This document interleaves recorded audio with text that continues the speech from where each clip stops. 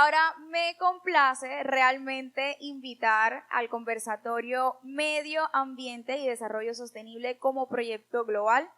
Este será un espacio propiciador de intercambio de ideas y posturas críticas en esta puntual temática que nos concierne a todos. En consideración a la importancia que reviste para la humanidad el calentamiento global y este fenómeno que no solamente impacta el desarrollo económico, la seguridad alimenticia, sino también la existencia misma de la humanidad. Hacemos un llamado a nuestros panelistas e iniciamos con el doctor Oscar Darío Anaya Navas, vicepresidente del Consejo de Estado y magistrado de la Sala de Consulta y Servicios Civiles. Hacemos también el llamado al doctor José María Mou Herrera, magistrado del Tribunal Administrativo del Archipiélago de San Andrés, Providencia y Santa Catalina. Al doctor David de la Torre Vargas, profesor universitario y procurador judicial segundo. Hacemos también el llamado acá al doctor Carlos Núñez de León, presidente del Colegio de Abogados Administrativista de Colombia. A la doctora Celis Ribeira Rodríguez, juez administrativa de Riohacha. Para este espacio vamos a contar con la moderación del doctor Gilberto Blanco Zúñiga. Él es profesor universitario y exprocurador para asuntos ambientales.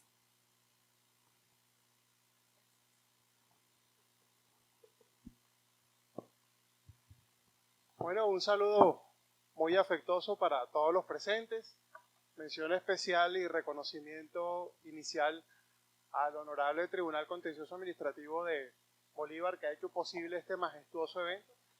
Y nada, un saludo también cariñoso a los compañeros de panel, en este caso que tendrán la posibilidad de discurrir sobre algunos aspectos alusivos a la agenda global y especialmente en el marco que tiene la misionalidad judicial de cara a la resolución de conflictos de contenido ecológico. Tenemos que hacer un esfuerzo con el tiempo porque tenemos media hora, así que un llamado muy respetuoso a los miembros del panel para que honremos eso en el marco de las preguntas que se van a formular. Bueno, creo que como quiera que hay una única mujer en el panel, deberíamos comenzar por ella, y es en el caso de la doctora Celis, jueza administrativa en el Distrito Judicial de Riohacha. Y la pregunta que quisiera formularle es, ¿cuál es el rol, cuál es el desafío más importante que tiene la judicatura en el cómo acomete las causas ecológicas y cuál es el reto de cara al relacionamiento con las otras ramas del poder público, teniendo en cuenta el artículo 103 constitucional relacionado con distribución de competencias constitucionales? Bueno,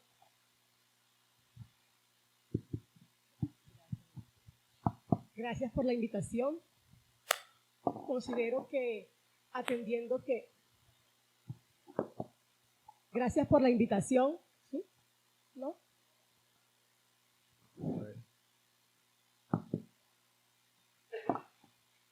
Buenos días.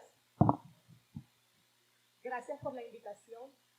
Considero que, atendiendo que el medio ambiente es un tema que ahorita mismo está muy de moda, es preciso indicar que debemos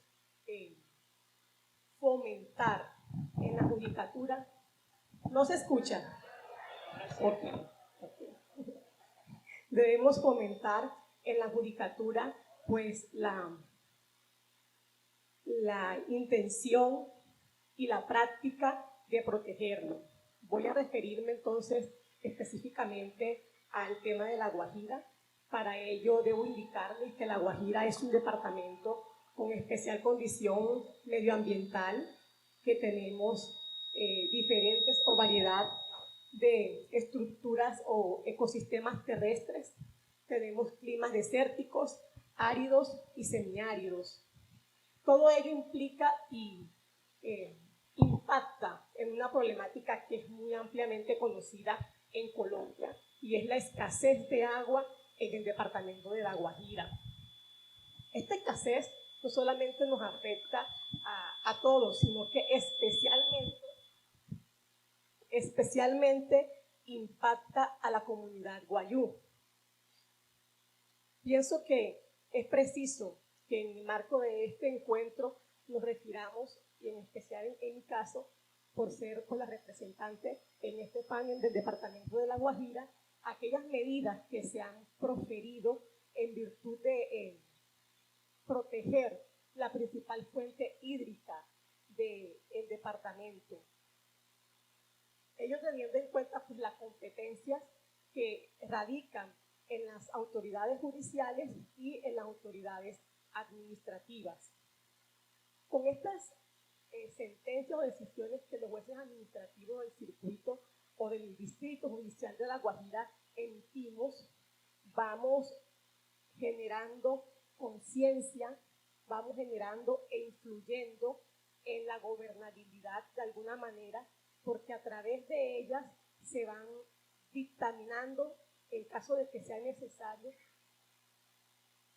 se van impartiendo directrices jurídicas que impactan en la administración pública a través de políticas económicas y sociales, las cuales se ven reflejadas, pongo un ejemplo actual, en los decretos que profirió el presidente de la República, cuyos fueron objeto de estudio por parte de la Corte, y ya la semana pasada pues la Corte dictaminó que no era posible que a través de esos gastos o facultades extraordinarias se pudiera acudir o proteger en ese tema, sino que debía hacerlo por los ordinarios. Entonces todo eso va implicando y va generando cada competencia, la competencia de cada una de las autoridades judiciales y las autoridades administrativas, que deben actuar en conjunto para que seamos agentes de cambio que impacten, para que seamos agentes de cambio que podamos crear, promover una conciencia ciudadana con el fin de que podamos sustentar. Yo creo que los jueces tenemos la potencialidad de crear, promover la conciencia ciudadana y a la vez hacer valer las leyes que sustenten el paradigma del desarrollo sostenible, buscar un desarrollo que sea justo, que sea equitativo, que busquemos el fin, la paz como fin último, ¿verdad? Y que esa búsqueda no ponga o no comprometa las necesidades de las generaciones presentes ni de las generaciones futuras. Todos, indistintamente de las competencias, estamos llamados a reducir la conflictividad, pero a la vez estamos llamados a que no se generen nuevas confrontaciones en temas ambientales. Doctora Saily, muchas gracias por su valiosa disertación. Ahora quisiera pasarle el uso de la palabra al doctor Oscar Darío Amaya, que no solamente es vicepresidente del Consejo de Estado, sino que adicionalmente es una autoridad reconocida en la materia en nuestro país. Fue viceministro de Ambiente, fue procurador delegado para asuntos ambientales, fue el primer director de Derecho de Medio Ambiente en la Universidad Externado de Colombia, y él tiene el título que más me gusta, que es mi compañero en una investigación postdoctoral que estamos haciendo en este momento. Doctor Oscar Darío, yo quisiera que usted de pronto pudiese compartir con el auditorio cómo cree usted que la judicatura podría incluir la variable de sostenibilidad en el cómo acomete las causas de contenido ecológico. Sí, como no tenemos nada que hacer, nos pusimos a hacer un postdoctorado con Gilberto y otros compañeros sobre San Andrés, precisamente sobre los impactos de la sentencia de La Haya. Bueno, básicamente esta pregunta tiene debe tener una respuesta muy asertiva. ¿Cómo hacer para que los jueces, quienes ejercemos funciones judiciales, podamos incorporar los temas ambientales? Y la respuesta es muy concreta, con un enfoque con un enfoque de sostenibilidad. Y para esto, rápidamente, recuerdo uno de los mayores avances que tiene nuestra jurisprudencia es la incorporación desde el 91 del enfoque de género. Entonces, usando el ejemplo, y repito, es el ejemplo porque cada cosa en su lugar y por supuesto el enfoque de género es algo mucho más consolidado, pero con la misma estructura mental con la que se incorpora el enfoque de género en las decisiones judiciales, creemos nosotros que los jueces estamos en capacidad de incorporar un enfoque de sostenibilidad. ¿Qué quiere decir eso? No es activismo, no es desarrollismo, no es fundamentalismo, no. El enfoque de sostenibilidad, creemos nosotros, estamos listos para incorporarlo. ¿En qué sentido? Tenemos fuente constitucional, tenemos 30 normas constitucionales que hablan del tema ambiental desde los derechos, los deberes, los principios, las funciones, la estructura del Estado en su orden nacional, regional, local, los órganos de poder, los derechos fundamentales, el sistema económico, como si fuera poco. Además de eso, tenemos una, llamémoslo, fuente de derecho internacional muy sólida, que corresponde al caso colombiano desde la Cumbre de Estocolmo, 1972, a raíz de la cual se creó el Código de Recursos Naturales en Colombia, decreto 2811 del 74, Inderena, bueno. Luego, el informe Brundtland, de una ministra noruega que habló sobre el desarrollo sostenible, y posteriormente las declaraciones de Río de Janeiro, luego Johannesburgo, y en general una gran cantidad de normas del derecho internacional que hablan del desarrollo sostenible, de la sostenibilidad. Adicionalmente, nuestra jurisprudencia, ya el Consejo de Estado y la Corte Constitucional han ido incorporando muy a la colombiana lo que es el desarrollo sostenible para Colombia. Es un uso racional de recursos naturales, pensando en las generaciones futuras, aquellas que ni siquiera están todavía concebidas y ni siquiera están viviendo este planeta. Todo eso nos lleva a pensar que podemos estar en condiciones de incorporar el enfoque de sostenibilidad. El enfoque de sostenibilidad el enfoque, llamémoslo así, es una creación analítica que está basada en principios, en derechos, en deberes, en costumbres, que permiten que a la hora de tomar una decisión, un juez de la República, sin convertirse, ni más faltaba, en un activista, sin convertirse en un desarrollista o litigante de la causa, entienda que el problema ambiental global no le es ajeno. Todas estas cumbres que hemos mencionado dicen que los gobiernos, los empresarios, la comunidad, los dirigentes tenemos responsabilidad frente al medio ambiente. En segundo lugar, ¿cuáles son, digamos, los principios generales del enfoque de sostenibilidad? Primero, pues el principio sistémico. Los temas ambientales tienen una intrínseca relación entre ellos: agua, aire, suelo, flora, fauna, biodiversidad, género, hoy cambio climático. Todos esos enfoques sistémicos hoy están respaldados con los ODS, los Objetivos del Desarrollo Sostenible, que son una creación colombiana, de una diplomática colombiana, que fue incorporada por Naciones Unidas en el año 2015. Fuera de eso tenemos el principio del orden público medioambiental. Este es un principio de un ex vicepresidente del Consejo de Estado de Grecia, de Cleris, que decía que todas las entidades que hemos mencionado, gobierno, legislador, empresarios, sector privado, tienen la obligación de proteger el medio ambiente bajo la supervisión del Estado. Adicionalmente, otros principios: precaución, prevención, bueno, en general.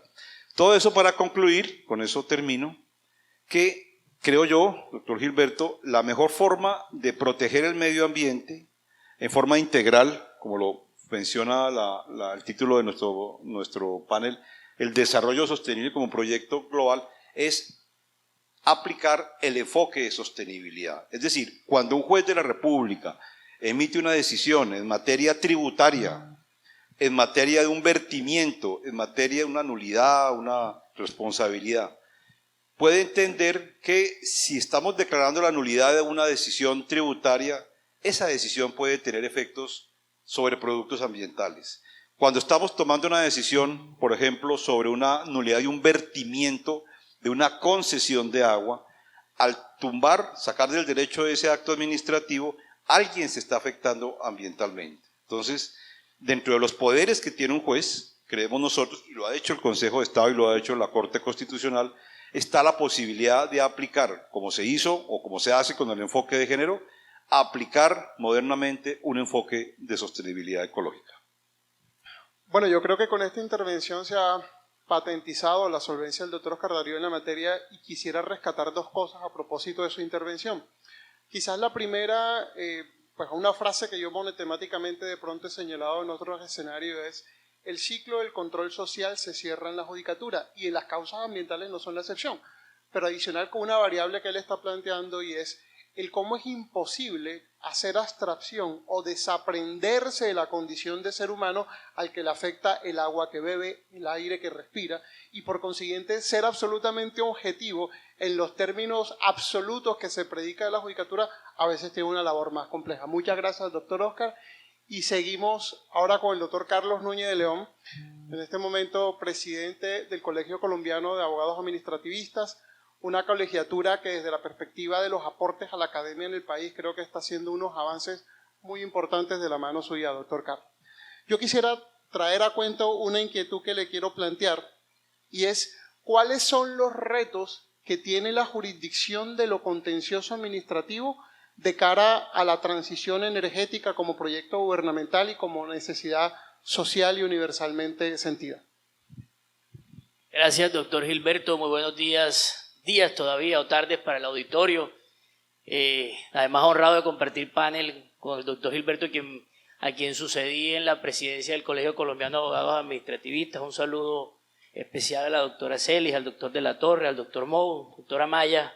Un honor compartir con usted, a los consejeros y exconsejeros de Estado, doctor Bula, doctor Lafón, un placer saludarlos y un honor estar aquí, a toda la judicatura, al presidente del tribunal, a nuestro amigo Jean Paul Vázquez, muchas gracias por esta invitación. Yo creo que la transición energética, así como todas las medidas que tienen que ver con control jurisdiccional en materia, digamos, medioambiental y en materia esta materia pasa por un concepto fundamental, y es lo que decía el doctor Amaya, el concepto de sostenibilidad. La Corte Constitucional, en un fallo, la sentencia C-479 del año 2020, empieza a desarrollar todo lo que tiene que ver con el concepto de sostenibilidad en materia de desarrollo sostenible. Y a ese concepto de desarrollo sostenible, que parte, digamos, o debe ser tenido en cuenta en materia de transición energética, destaca 4 dimensiones. La primera, una dimensión obviamente ecológica, doctora Maya. En segundo lugar, una dimensión social, que es fundamental en todas estas materias ambientales de desarrollo energético y de desarrollo sostenible. Una tercera, que la doctora Celis conoce muy bien, y quienes hemos tenido la oportunidad de desarrollar proyectos en La Guajira, por ejemplo, es la dimensión o el concepto de sostenibilidad cultural. Debe ser muy tenida en cuenta para estos proyectos, y obviamente aquí viene la que más causa polémica, es la sostenibilidad económica. Entonces, una transición de cualquier tipo debe ser una reducción gradual. Y obviamente debe pasar por ese concepto de sostenibilidad. Yo creo que el principal reto, para atender la pregunta, apreciado doctor Gilberto, de la jurisdicción de lo contencioso administrativo, es realizar un control muy fuerte a todas estas medidas, digamos un control que no solo tenga como medida, digamos, atacar o no una normatividad, ni más faltaba, como lo decía el doctor Amaya, el juez puede convertirse en un activista, sino que debe mirar de forma integral lo que se conoce como desarrollo sostenible. Y el concepto de desarrollo sostenible debe pasar por entender que a lo que se comprometió el país en la COP21 o en Glasgow, no es nada distinto a un proceso de reducción de emisiones y un proceso, digamos, de reducción, digamos, de descarbonización y sobre todo teniendo en cuenta que existen combustibles, existen hidrocarburos que están llamados a ser los hidrocarburos de la transición, como por ejemplo el gas, que curiosamente el año pasado fue declarado por el Parlamento Europeo como un combustible verde, un combustible, digamos, ambientalmente amigable. En ese sentido, yo creo que el principal reto, además de hacer controles, también tener el concepto de sostenibilidad en todas las controversias que se puedan presentar en todos los contratos y en todos los temas que está ejecutando el Estado en virtud de los contratos de exploración y producción de hidrocarburos que pueden verse afectados por las medidas que se tomen en materia de transición energética. Muchas gracias. Doctor Carlos, también nuevamente gracias a usted, creo que ha dado una radiografía, una foto, si se quiere, de cuáles son esos elementos o esos segmentos fundamentales de cara a la transición y donde el punto fundamental es la gradualidad. Ahora seguimos con el doctor José María Mou, magistrado del Tribunal Contencioso Administrativo de San Andrés, y yo quiero a propósito de esto hacer una cuña publicitaria porque creo que sus compañeras, la doctora Noemí y el doctor Jesús, merecen un reconocimiento, y lo digo especialmente porque en mis épocas en que fungí como procurador delegado para asuntos ambientales, tuve la posibilidad de conocer de primera mano la vastedad de decisiones de contenido ecológico que tuvo ese tribunal, tradicionalmente con una carga absolutamente fundamental, y es que el conflicto limítrofe que tiene Colombia con Nicaragua le hace tener, digamos, unas dimensiones de todos los puntos de vista, entre otras cosas, porque la reserva de biosfera Seaflower está finalmente pagando los platos rotos, si lo podemos decir muy coloquialmente, de un conflicto transfronterizo, donde el ecosistema, donde el ambiente no tiene la culpa de las disputas estatales que existen entre estas dos naciones. Entonces, doctor José, yo quisiera preguntarle cuáles son los retos que tiene fundamentalmente la judicatura, el tribunal de ustedes, de cara a respetar una reserva de biosfera así declarada por la UNESCO, teniendo en cuenta este conflicto estatal que existe entre Colombia y Nicaragua. Buenos días a todos, a todas. Buenos días a los compañeros de panel. Cordial saludo. Queridos amigos y amigas juristas del Caribe, en este primer encuentro de nuestra jurisdicción contenciosa en la región. Este es un tema realmente delicado y muy doloroso para nosotros, los habitantes del archipiélago. Doloroso porque veníamos en este reto que tenemos frente a proteger el medio ambiente, veníamos haciendo la tarea con todo el amor, nuestra tarea misional para proteger el archipiélago, dado que la fragilidad de su ecosistema así lo recomienda y así lo merece. Fue así entonces como en junio de 2012 se profirió una sentencia que era en un proceso de Coralina, la Corporación Ambiental para el Desarrollo Sostenible del Archipiélago Coralina, contra la Agencia Nacional de Hidrocarburos, donde pudimos proteger el medio ambiente y el equilibrio, la protección de la fauna y floras marinas y todo el sistema de arrecifal de San Andrés, que corresponde al 76% de los arrecifes a nivel nacional, y también muy importante cifra a nivel internacional. En esa acción popular, la orden fue prohibir la exploración y explotación de petróleo en esa área, en el área del Seaflower y en el AMP del mar protegido por el gobierno nacional. Así que esa prohibición estuvo y se cumplió por parte de la Agencia Nacional de Hidrocarburos, pero meses posteriores, es decir, en noviembre del mismo año, en un fallo de la Corte Internacional de Justicia, donde nos quitan, es decir, todo el mar territorial de San Andrés, que abarcaba todos los cayos, Albuquerque, Los Bajos, Roncador, Quitasueño y toda la zona de Providencia fue, digamos, cercenado por virtud de esa decisión que de los 180.000 kilómetros de mar territorial que teníamos, nos quitaron 75.000 kilómetros.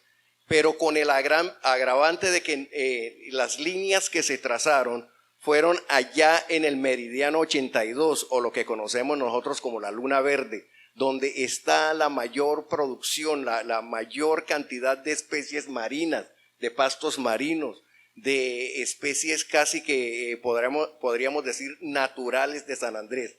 Pero más allá de quitarnos lo material y toda esa zona económica que nos pertenecía, nos afecta gravemente por cuanto, como decía el doctor Amaya en su libro La Constitución Ecológica de Colombia, es que tenía y tiene una razón de ser la Constitución cuando preserva en su artículo 310 toda la cuestión cultural y poblacional raizal de San Andrés, porque es que de allí, eso es histórico y ancestral, se deriva el sustento alimentario de la población raizal. Entonces allí está el problema cuando nosotros ahora no tenemos, por virtud de esa decisión, no contamos. Ahora tenemos una nueva realidad. El mapa, cuando yo lo veo, me da ganas de llorar. A mí me dio el nuevo mapa, la nueva realidad de San Andrés.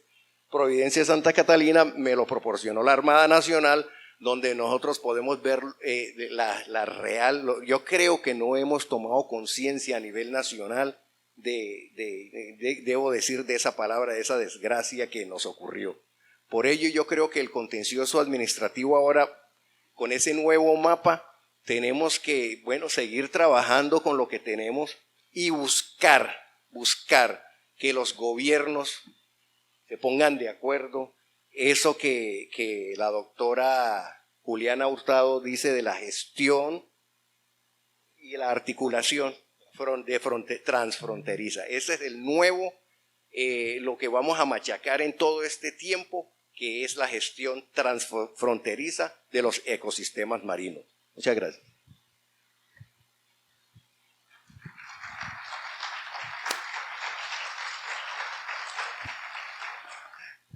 Gracias, doctor José. Valiosa su intervención con el tino que lo caracteriza. Y seguimos con el doctor David de la Torre, profesor universitario y adicionalmente procurador judicial 2 ante el Tribunal Contencioso Administrativo de este distrito judicial. El doctor es reconocido por unas obras que tiene, inclusive una que ha sido bastante aplaudida en relación con la protección y el reconocimiento de derechos a los ríos.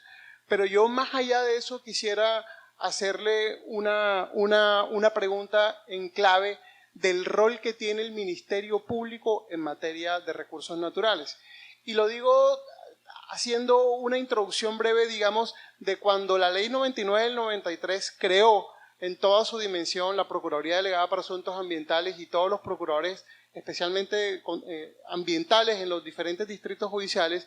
Ellos claramente cumplen un rol cualificado, porque finalmente son un sujeto procesal que tiene unas particularidades distintas a las de cualquier otro sujeto procesal.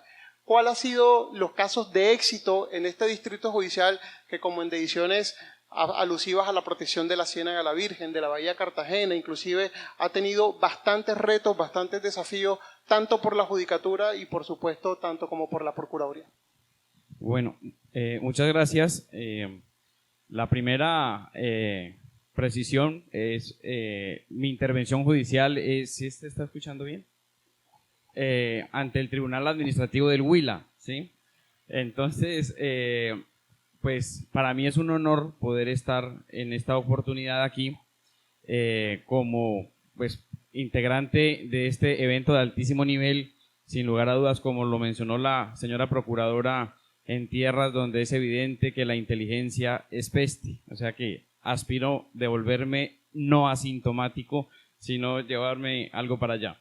Bueno, dentro de las opciones, para dar respuesta a la pregunta, las intervenciones que puede realizar el Ministerio Público en materia ambiental, pues pasa mucho por las diferentes medidas que se pueden promover a través, en materia judicial, de la interposición de medios de control a través de acciones populares o las medidas de defensa que se requieran. Un caso muy particular que ya la Procuraduría, digamos, ha trabajado también en algún momento por algunos casos, se ve también la promoción de lo que tocaba también el doctor Gilberto frente a la investigación realizada por mí en materia doctoral, que tiene que ver con el reconocimiento de los ríos como sujetos de derechos, y ese es un aspecto bien importante que también se ha tocado y que se ha buscado determinar las utilidades que pueda tener o no la figura.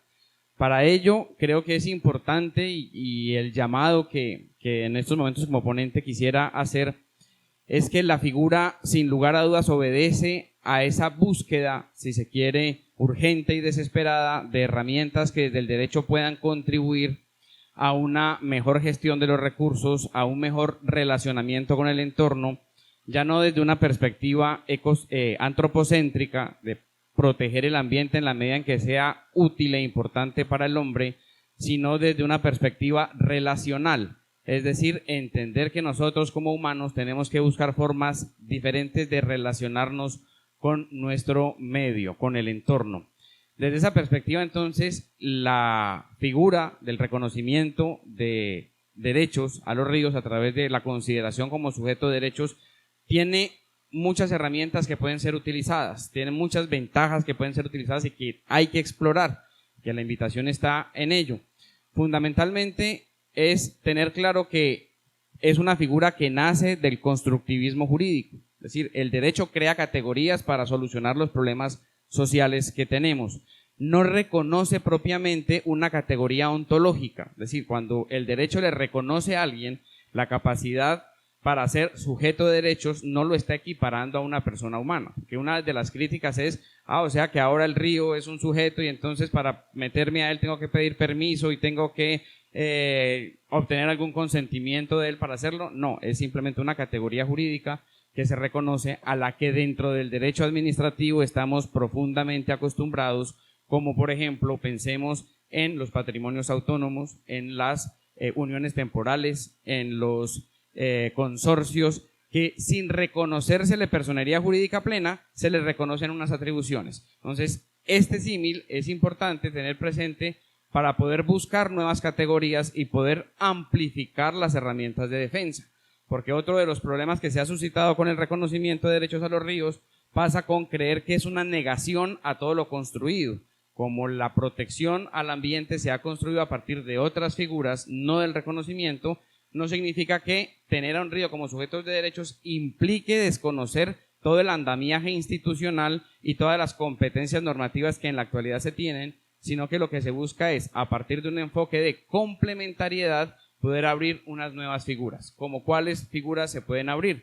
Por ejemplo, la posibilidad de que alguien, bien sea designado como guardián, cualquier persona o inclusive un agente del Ministerio Público, pueda interponer una acción de tutela para proteger el derecho pero del río, no el derecho de los humanos que se benefician del río.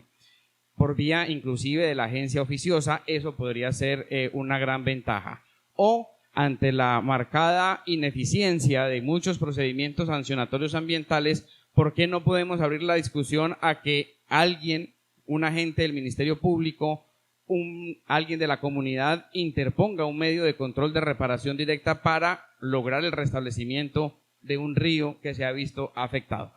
Lo que se busca es amplificar las figuras actualmente existentes, porque no cabe duda que las herramientas actuales están cortas y nos quedamos cortos, y la forma de cambiar el relacionamiento tiene que importar. No es lo mismo que como humanos reconozcamos que estamos en una posición de supremacía frente a los recursos o frente a los medios, y entender que estamos en una posición ahora un tanto diferente a través de reconocer al entorno como sujeto de derechos. Esas son, digamos, algunos de los aspectos de las propuestas que se tienen, y la invitación es a poder explorar una figura que, si bien representa una nueva aproximación y reconoce también formas de unificar diferentes entendimientos del derecho, porque esto también recoge cosmovisiones diferentes y el relacionamiento distinto de las personas con su territorio y con el entorno, hacer parte de ese cambio de paradigma que se está reclamando ante la marcada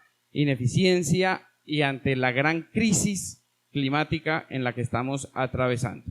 Por eso el llamado, y cierro con esto, citando un poco, es hacernos parte de ese cambio, de esa revolución en cuanto al paradigma, que si bien no sea sustituido, sí está en proceso. Y es la invitación a hacernos cambio para que no pase aquello que citó Thomas Kuhn en Las Revoluciones, a su vez citando a Max Planck, diciendo que los cambios de paradigma muchas veces se presentan no porque triunfen las buenas ideas, sino porque los que defendían las anteriores simplemente parten de la tierra. Así que les agradezco mucho la intervención y el espacio. Gracias.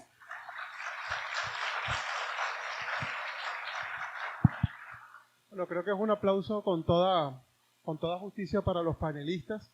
Ha habido un grupo variopinto, interdisciplinario, pero todos han tenido un punto en común y es desde la perspectiva de la judicialización del conflicto ambiental en Colombia. Y solamente para cerrar quiero hacer 3 reflexiones fundamentales. La primera, si bien es cierto que ha habido una alta onda ecológica que ha contagiado a nuestros jueces, magistrados y altas cortes, Colombia reclama con justicia la necesidad de una jurisdicción ambiental, porque indistintamente las problemáticas se están resolviendo en las diferentes salas de la Corte Suprema, en las diferentes secciones del Consejo de Estado e incluso en la Corte Constitucional. Lo segundo, y teniendo en cuenta que tenemos presencia judicial de diferentes distritos judiciales del país, creo que se exigen el establecimiento de criterios de diferenciación. No son los mismos los problemas ambientales a los que se enfrenta la doctora en La Guajira, al que se enfrenta el doctor en San Andrés o al que se enfrenta el doctor allá en Neiva. Y lo último, y a propósito también de lo que contaba el doctor Oscar Darío Amaya y lo que contaba el doctor José María Mou, teniendo en cuenta la asistencia de este nuevo bloque de constitucionalidad ambiental, quiero insistir en esto, y es que Colombia está reclamando y gritando con justicia la necesidad de adoptar un código de procedimiento constitucional en materia ambiental. Muchísimas gracias.